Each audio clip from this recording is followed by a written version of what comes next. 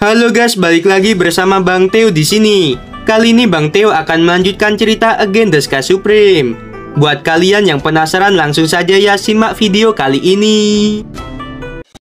Oke guys, sebelum video dimulai ada saweria dari Bang Asya ya. Bang maaf cuma kasih kopi doang, moga aja bisa dibuatin 25 menit biar gantikan yang kemarin. Oke, Mimin buatin yang lebih panjang ya. Untuk nanti sore kalau Mimin nggak capek sih Mimin upload lagi ya. Dan untuk Bang Asya semoga sehat selalu, makin lancar rezekinya ya. Amin. Oke, langsung saja kita ke videonya. 2 jam kemudian, bulan gelap dan angin kencang. Tanyun berlama-lama dan mendarat di luar kota abadi Sengtian. Dengan lambaian tangan kanannya, penghalang kedap suara segera menyelimuti puluhan ribu prajurit di bawah gerbang kota. Kemudian, Tanyun bergegas ke arah kerumunan dan mulai pembantaian. Beberapa saat kemudian, puluhan ribu prajurit semuanya mati. Tanyun menginjak mayat, memasuki kota abadi Sengtian, dan langsung pergi ke mansion Kaisar Abadi. 1 jam kemudian, bulan purnama muncul di malam yang gelap. Di bawah sinar bulan yang cerah, Tanyun yang tingginya 100 kaki muncul di luar mansion. Dengan mata Dewa Hongmengnya, dia mudah mengendalikan 2 penjaga di pintu masuk mansion. Kaisar Abadi Sengtian, apakah dia berada di mansion? Tanyun bertanya. Jika dia ada, di mana dia tinggal? Juga berapa banyak orang yang ada di mansion ini? Kedua penjaga berkata serempak. Kaisar Abadi ada di mansion. Dia tinggal di aula utama. Ada 66.000 orang di mansion. Ledakan. Pada saat ini, kepala pelayan mendengar seorang berbicara di luar pintu. Jadi dia membuka pintu mansion. Dia menatap Tanyun dan berkata, "Siapa kamu? Apa yang kamu lakukan di sini?" Tanyun menendang kepala pelayan dan kemudian dengan jentikan jarinya, 2 kekuatan Kaisar Agung Hongmeng menembak dari alis kedua penjaga dan menembus bagian belakang kepala. Setelah menghabisi kepala pelayan dan 2 penjaga, Tanyun melambaikan tangan kanannya dan dalam sekejap mata, langit di atas mansion bergetar dan penghalang kedap suara diatur. Pada saat yang sama, di dalam aula besar, seorang pria parubaya 300 kaki tiba-tiba membuka matanya. Dia menemukan sesuatu yang aneh di kehampaan dan mengetahui bahwa rumahnya telah dipasang dengan penghalang kedap suara. Pria parubaya itu adalah Kaisar Abadi Sengtian yang bernama Chang Sunting. Dia adalah adik dari Chang Sunce. Chang Sunting melepaskan kesadaran abadinya dan hendak memeriksa siapa yang memasang penghalang kedap suara. Segera setelah itu, seorang pemuda mengenakan jubah ungu setinggi 100 kaki memasuki aula. Chang Sunting tiba-tiba berdiri dan menatap pemuda berjubah ungu. Ketika dia mengetahui bahwa pemuda itu hanya berada di tingkat ke-8 ranah Kaisar Agung, dia merasa lega. Kemudian, dia berkata dengan tajam, "Siapa kamu? Siapa yang memberimu keberanian untuk masuk tanpa izin ke mansion?" Sudut mulut Tanyun menggambarkan senyum menawan. "Tidak masalah siapa aku, yang penting kamu akan mati. Mansion Kaisar Abadi Sengtian akan musnah dan semua akan mati." Mendengarkan perkataan itu, Chang Sunting sepertinya telah mendengar lelucon besar. Semut belaka di ranah Kaisar Agung tingkat 8 beraninya berbicara di depan Kaisar Abadi ini. Tanyun juga tersenyum. "Oh ya, namamu Chang Sunting. Apa hubunganmu dengan Chang Sunce?" "Chang Sunce adalah kakak dari Kaisar Abadi ini," kata Chang Sunting dengan dingin. Oh, Tanyun tersenyum ringan. "Baru 2 jam yang lalu, aku mencuci darah kota abadi Changsun, dan kakak tertuamu juga mati olehku, dan kepalanya dipaku ke gerbang kota." Mendengarkan hal ini, Chang Sunting tidak marah tetapi mencibir. "Kakak tertuaku tidak hanya peringkat ke-12 ranah Kaisar Agung, tetapi juga memiliki kekuatan garis Sengtian. Omong kosong apa yang kamu buat? Anak bodoh, pergilah ke neraka." Chang Sunting membalik tangan kanannya dan pedang artefak tinggi tingkat ketiga keluar dari tangannya dan menebas Tanyun. Suara mendesing. Tanyun menghilang dalam sekejap dan pada saat berikutnya dia muncul di belakang Chang Sunting. Tindakan Tanyun hanya untuk menghindar membuat Chang Sunting takut sampai keningnya bercucuran keringat dingin karena Chang Sunting tidak bisa melihat gerakan Tanyun. Kecepatan yang sangat cepat. Chang Sunting terkejut mengetahui bahwa hanya mengandalkan kecepatan musuh lebih kuat daripada dirinya sendiri. Jadi dia melesat ke arah luar aula. Dia mencoba melarikan diri. Tanyun menghilang dari udara tipis, muncul di depan Chang Sunting dalam sekejap mata. Dia menendang dada Chang Sunting. Dadanya runtuh, darah menyembur dari mulutnya, dan tubuhnya setinggi 300 kaki jatuh ke aula. "Siapa kamu? Jangan habisi Kaisar Abadi ini." Begitu Chang Sunting berjuang untuk berdiri, dia merasakan sosok di depannya berkedip, dan kemudian sebuah tinju dengan cepat melesat. Ledakan. Setelah Tanyun menghancurkan tengkorak Chang Sunting dengan satu pukulan, dia mengeluarkan pedang pembantai Dewa Hongmeng dan mulai menghabisi yang ada di mansion. Sesaat kemudian, Tanyun yang berlumuran darah musuh melangkah keluar dari mansion selangkah demi selangkah, dan tidak ada anjing atau kucing di mansion. Sebelum pergi, Tanyun menemukan 20.000 mata air abadi di mansion. Setelah Tanyun meninggalkan mansion, dia pergi ke tengah kota dan akhirnya mulai menghabisi orang-orang di kota. Tanyun tahu bahwa ada ratusan miliaran orang di kota abadi Xingtian, dan kota abadi menempati area yang sangat luas. Oleh karena itu, Tanyun terus bergerak dan tidak ada yang bisa melihatnya dengan jelas. Tanyun memasuki sebuah pavilion besar dan menghabisi semua musuh dengan cepat. Keesokan harinya, Tanyun meninggalkan kota abadi Xingtian dan secara kasar memperkirakan bahwa dia menghabisi setidaknya puluhan miliar orang. Pada saat ini, kota abadi Xingtian berada dalam kekacauan yang ekstrim dengan mayat di mana-mana. Kemudian, orang-orang yang selamat menemukan bahwa penguasa kota telah mati dan Kaisar Abadi juga mati. Jadi seseorang pergi ke kota abadi Changshun dan ingin meminta Patriark Changshun untuk memimpin situasi keseluruhan, tetapi menemukan bahwa Changshun Ce sudah mati, dan di alun-alun di luar mansion penguasa kota, mayat-mayat menumpuk seperti gunung. Pada saat ini, orang-orang dari keluarga Changshun yang sebelumnya pergi telah kembali.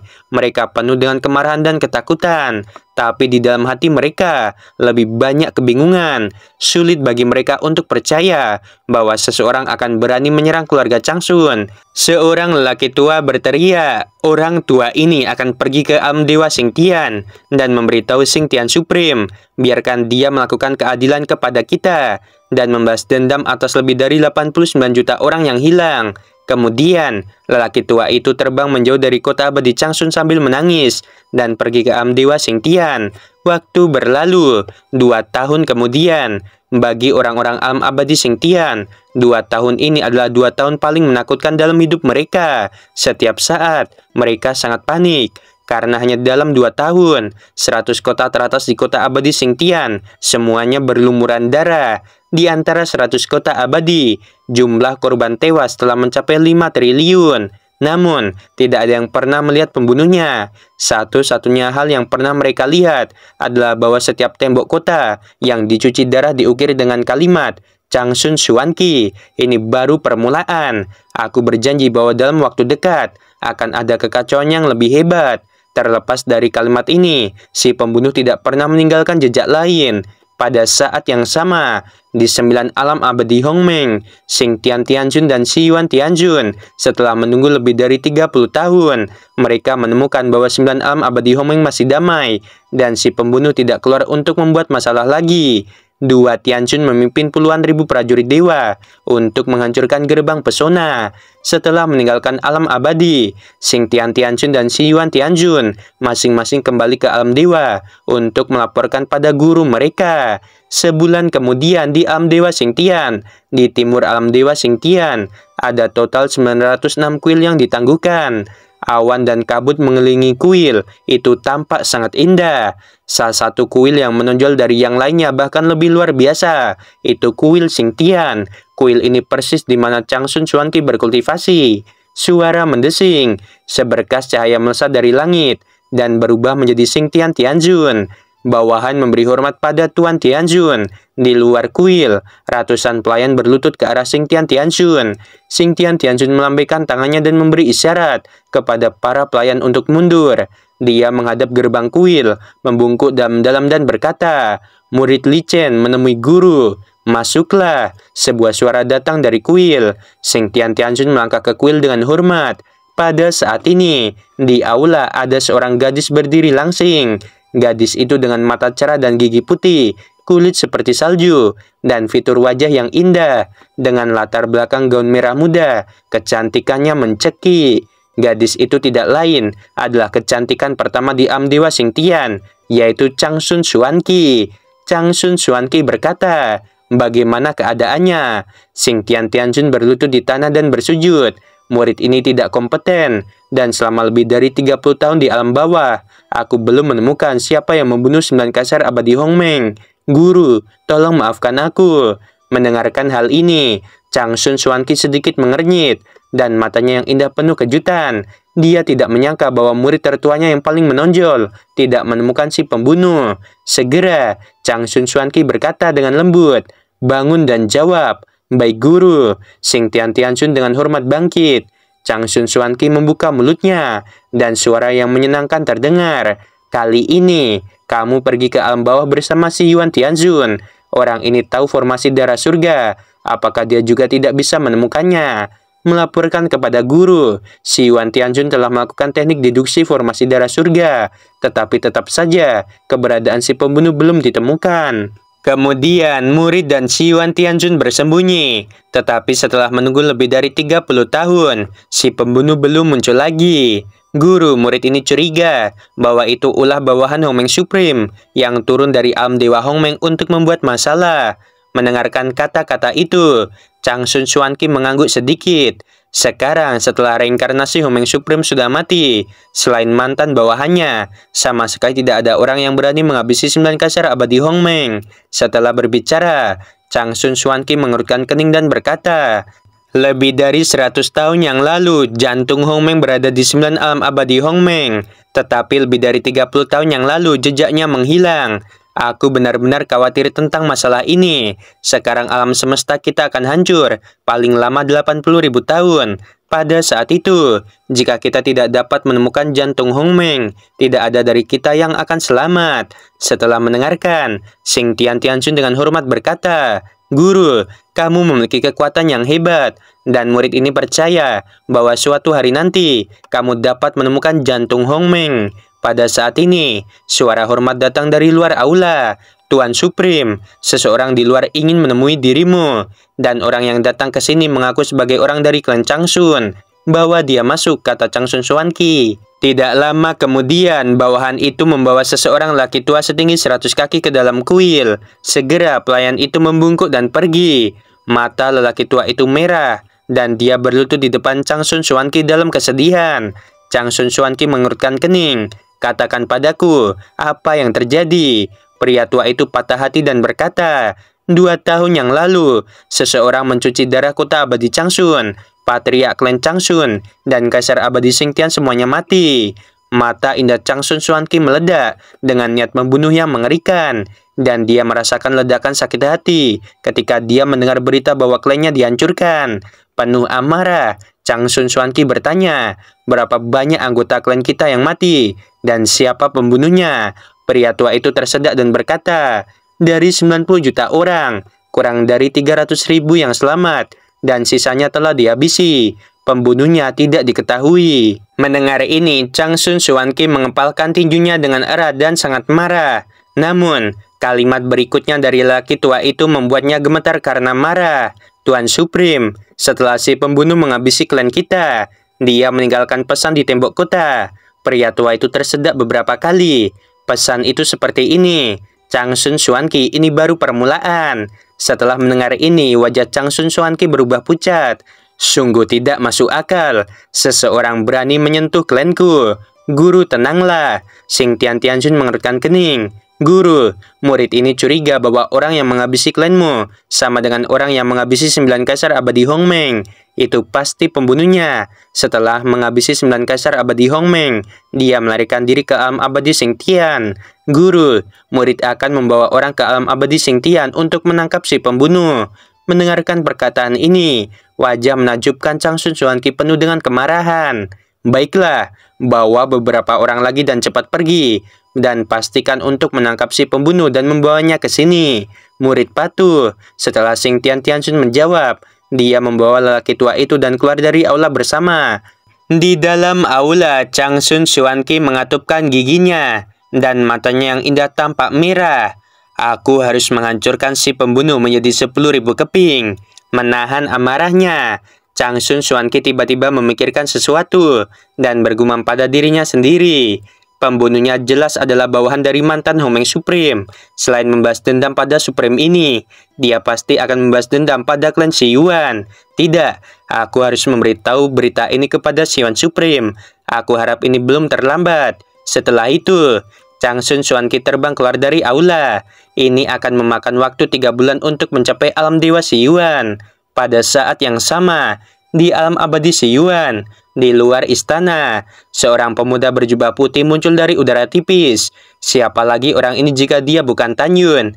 Sudut mulut Tan Yun naik sedikit dan dia berkata, berdasarkan waktu, jika tidak ada kecelakaan, Xingtian Supreme tahu bahwa klannya dihabisi. Di dalam hatinya, aku telah mati dalam reinkarnasi abadi. Dia berpikir bahwa bawahanku yang masih hidup yang melakukan ini semua. Dia sangat lihai. Dia pasti akan menebak bahwa targetku selanjutnya adalah klan Xiyuan Supreme. Sepertinya dia sudah dalam perjalanan untuk memberitahu Xiyuan Supreme. Ketika Xiyuan Supreme mendapat berita itu, aku pasti sudah menghancurkan klan Xiyuan Supreme. Ketika Tan Yun mencibir di dalam hatinya, penjaga di luar mansion memelototi Tan Yun. Siapa yang datang? Tan Yun memegang pedang dan menusuk alis penjaga dengan acuh tak acuh, lalu menginjak tubuh penjaga dan memasuki mansion. Sekarang Kaisar Abadi Xiyuan yang bernama Gong Xikong adalah cucu dari Xiyuan Supreme. Awalnya, Xiyuan Supreme ingin menjaga Gong Xikong di sisinya, tetapi Gong Xikong ingin berlatih sendiri. Jadi dia baru saja mengambil posisi Kaisar Abadi Xiyuan 10 tahun yang lalu. Pada saat yang sama, Tan Yun datang ke alam abadi Xiyuan kali ini. Dia tidak ingin menghabisi siapapun kecuali keluarga Gongxi. Karena orang-orang dari alam abadi Xiyuan berbeda dari alam abadi Xingtian. Mereka tidak haus darah atau kejam, dan mereka adalah manusia nyata. Dalam pikiran Tan Yun, keluarga Gongxi harus dihancurkan. Memotong rumput dan akar adalah prinsip Tan Yun dalam melawan musuh. Dengan kata lain, bahkan jika Tan Yun tidak menghabisi keluarga Gongxi sekarang ini, di masa depan, setelah dia menghabisi Xiyuan Supreme untuk membahas dendam, dia masih akan menghancurkan keluarga Gongxi. Hanya ada satu takdir untuk keluarga Gongxi, dan itu adalah kematian. Setelah memasuki mansion, di mana bunga-bunga bermekaran, Tan Yun melakukan langkah Dewa Hongmeng, berkedip dari rumah-rumah dengan kecepatan ekstrim, dan tidak ada yang menemukan jejaknya. Sesaat kemudian, Tan Yun keluar dari udara tipis dari luar aula. Kedua penjaga di luar aula mengepalkan tangan mereka dan berkata, "Tolong beritahu kami, apakah kamu memiliki sesuatu yang penting untuk bertemu dengan Kaisar Abadi? Tolong tunggu sebentar." Setelah salah satu penjaga berkata, dia berbalik dan memasuki aula. Dari kata-kata "tolong tunggu sebentar", Tan Yun bisa tahu bahwa Kaisar Abadi Xiyuan ada di dalam. Tan Yun menyentikkan lengan kanannya, dan kekuatan Kaisar Hongmeng menyelimuti penjaga. Sebelum penjaga bisa berteriak, mereka berubah menjadi awan darah. "Kamu berani menghabisi orang-orang Kaisar Abadi ini. Kamu sedang mencari kematian." Dengan raungan dari aula, seorang laki tua berperut buncit melangkah keluar dari aula dengan aura pembunuh. Orang tua itu adalah Kaisar Abadi Xiyuan. Kaisar Abadi Xiyuan mengulurkan jari, menunjuk ke arah Tan Yun dan berkata dengan tegas, "Berlutut segera dan minta maaf sampai mati. Jika tidak, Kaisar Abadi ini akan menghancurkan seluruh klanmu." Tan Yun mencibir, tangan kanannya tiba-tiba menonjol, dan dengan kecepatan yang tidak bisa ditandingi oleh Kaisar Abadi Xiyuan, dia menggenggam jari Kaisar Abadi Xiyuan. Retakan, dalam suara retakan tulang yang jelas, jari-jari Kaisar Abadi patah. "Siapa kamu? Dan mengapa kamu melesat begitu cepat?" Kaisar Abadi Xiyuan benar-benar ngeri. Suaranya menembus langit, bergema puluhan ribu mil. Akibatnya, ratusan tetua ranah Kaisar Agung bergegas dan mengepung Tan Yun. Tan Yun mengabaikan ratus orang di ranah Kaisar Agung. Dia yakin, bahkan jika musuh adalah dewa manusia tingkat 1, dia bisa menghabisi mereka. Adapun membunuh di ranah Kaisar Agung, dia akan bisa menghabisi mereka seperti semut. Ini memang masalahnya. Kecepatan Tan Yun saat ini sebanding dengan dewa manusia tingkat 2. Dengan kecepatannya saja, dia bisa menghabisi ratusan Kaisar Agung yang hadir. Tan Yun berbicara dengan acuh tak acuh dan menghilang begitu saja di depan semua orang. Faktanya, Tan Yun tidak menghilang karena dia menghabisi semua orang terlalu cepat. Jadi di mata semua orang itu seperti menghilang. Kaisar Abadi Xi Yuan ketakutan dan dia tidak lagi memiliki sikap seorang kaisar abadi. Dia berseru dengan suara serak, "Siapa kamu? Kamu hanya peringkat ke-8 dari ranah Kaisar Agung. Mengapa kamu begitu cepat?" "Tentu saja aku yang akan menghabisimu," kata Tanyun tanpa ekspresi. "Tidak, tidak."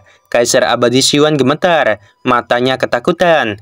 "Kamu tidak bisa menghabisiku. Apakah kamu tahu siapa aku? Aku adalah cucu kesayangan Xi Yuan Supreme." Mendengarkan itu, Tanyun tiba-tiba tertawa tidak terkendali. "Jadi, kamu adalah cucu dari Gong Xihan. Ini sangat menarik. Jika Gong Xihan melihat kepalamu, dia akan sangat bersemangat." Begitu suara itu jatuh, dengan lambaian tangan kanannya, bila angin yang dibentuk oleh kekuatan Kaisar Agung Hongmeng dengan untaian darah menembus tengkorak Kaisar Abadi Xi Yuan dan kemudian memenggal kepalanya. Tanyun melambaikan tangannya, memasukkan kepala itu ke dalam cincin abadi, dan menendang mayat tanpa kepala itu dengan satu tendangan. Pada saat ini, ratusan orang di sekitar Tanyun menunjukkan ketakutan dari lubuk jiwa mereka, bertarung dengannya dan balaskan dendam Kaisar Abadi. Tangisan seseorang laki tua tiba-tiba terputus. Tanyun menggunakan mata Dewa Hongmeng untuk mengendalikannya dan yang lainnya. Tidak ada keraguan bahwa Tanyun berkata, "Pergi dan tutupi langit di atas mansion untukku. Siapapun yang ingin melarikan diri akan dihabisi tanpa ampun." Semua orang tampak lamban, berubah menjadi sinar cahaya, naik ke langit dan menghilang tanpa jejak. Canggu, Jini, dan semua pedang keluar. Pedang pembantai Dewa Hongmeng dan 11 pedang Dewa Hongmeng terbang keluar dari pikiran Tanyun. Segera setelah itu, di bawah kendali kesadaran abadi Tanyun, pedang lainnya keluar dari cincin abadi, dan totalnya ada sebanyak 100.000 pedang. Pedang abadi ini adalah semua rampasan yang dikumpulkan Tanyun ketika dia berada di alam abadi Hongmeng. 100.000 pedang terbang di bawah kendali Tanyun menghabisi klan Gongxi. Bintang-bintang bergerak, matahari dan bulan bergantian. Tanyun menyerang selama 3 hari 3 malam. Ketika Tanyun menghadapi matahari terbenam dan melangkah keluar dari mansion, semua anggota klan Gongxi dihabisi. Pada saat yang sama, Tanyun juga mendapatkan lebih dari 20.000 mata air abadi. Adapun ratusan orang di ranah Kaisar Agung, hanya satu orang yang dihabisi oleh Tanyun. Tanyun melihat ke belakang perlahan, menatap laki tua yang tampak kusam di kehampaan dan berkata, "Kamu kemarilah, segera." Laki tua itu terbang ke langit dan mendarat di depan Tanyun. Ketika cincin abadi Tanyun berkedip, sebuah kotak muncul dari udara tipis, dan kotak itu berisi kepala Kaisar Abadi Xi Yuan. Tanyun menyerahkan kotak itu kepada laki tua itu dan berkata tanpa ragu, "Pergi ke alam dewa Xi Yuan, serahkan kotak ini kepada penjaga istana Xi Yuan Supreme, dan habisi dirimu sendiri di tempat." Ya, setelah lelaki tua itu memasukkan kotak itu ke dalam cincin abadi, dia menembak ke langit. Mata Tanyun berkedip. Alam abadi Xi Yuan cukup dekat dengan alam dewa Xi Yuan, dan dalam 3 bulan, Xi Yuan Supreme akan tahu tentang kematian cucunya. "Xi Yuan Supreme, kamu pasti sangat sedih. Kamu dan Changsun Xuanqi biarkan mengalami kesedihan atas kematian tragis orang tuaku selama ribuan tahun. Aku Tanyun bersumpah bahwa kalian pasti akan membayarnya kembali. Suatu hari, aku akan membiarkan kalian berdua juga melalui reinkarnasi dunia, dan setiap kehidupan adalah kesengsaraan." Setelah itu, Tanyun dengan penuh pertimbangan berkata, "Tidak lama sebelum Xi Yuan Supreme mengetahui bahwa cucunya mati, sangat mungkin dia akan datang ke alam abadi Xi Yuan secara langsung, dan aku harus bersembunyi sekarang juga." Oke guys, gimana? Makin seru nggak sih? Sekarang tuh dua Supreme udah mulai udah mulai kewalahan ya menghadapi Tanyun. Tanyun nih jago juga bersembunyi. Oke, nanti sore kayaknya Mimin bakal upload lagi ya. Ku usahakan Mimin kayak kemarin lebih rajin, dan ya begitulah, tunggu aja ya teman-teman. Lagi menariknya soalnya sudah sampai 2 Supreme mau turun tangan kan. Oke, sebelum video berakhir Mimin mau bilang sungguh membagongkan, dan buat Bang Isya thank you banget yang udah ngasih kopi buat Mimin. Itu support besar buat Mimin ya. Kalian juga jangan lupa guys like-nya ya.